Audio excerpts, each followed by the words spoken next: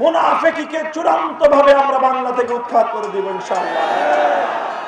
এবারের নির্বাচন, একদিকে সংসদ নির্বাচন, আরেকদিকে জুলাই সনদ বাস্তবায়নের গণভোটের নির্বাচন।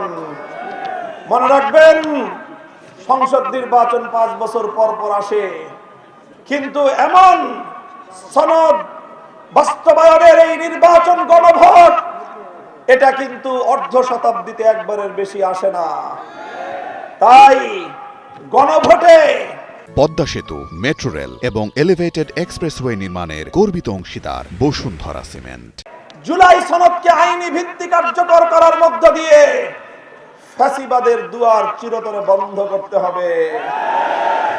যারা ফ্যাসিবাদী বন্দোবস্ত ধ্বংস করতে চায় না, বরং আবার ফ্যাসিবাদকে ফিরিয়ে আনতে চায়, তারা আজকে দ্বিধান্বিত, তারা আজকে দ্বিধাগ্রস্ত। তারা দিনের আলোতে বলে গণভোটে হ্যাঁ বাক্সে সিল মারবা, রাতের অন্ধকারে আবার বলে না বাক্সে সিল মারবা। আমি আপনাদেরকে জিজ্ঞাসা করি, যারা প্রকাশ্যে এক কথা বলে আবার গোপনে আরেক কথা বলে, আপনাদের দেশে তাদেরকে কি বলা হয়? বাংলার মানুষ আর কোনদিন মুনাফিকের রাজনীতিতে আস্থা রাখতে পারে না। এদেশের মানুষকে অনেক ভৌতবাদী হয়েছে, অনেক প্রতারণা হয়েছে। এবার রাজপথে আমরা সব ভৌতবাজি মোকাবেলা করব।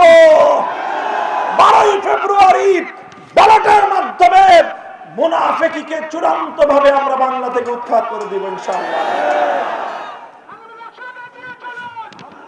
আমার মা বোনেরা, আমি আপনাদেরকে বিশেষভাবে অনুরোধ করি, আপনারা নতুন বাংলাদেশ গড়বার ক্ষেত্রে সবচেয়ে বেশি ত্যাগ দিয়েছেন।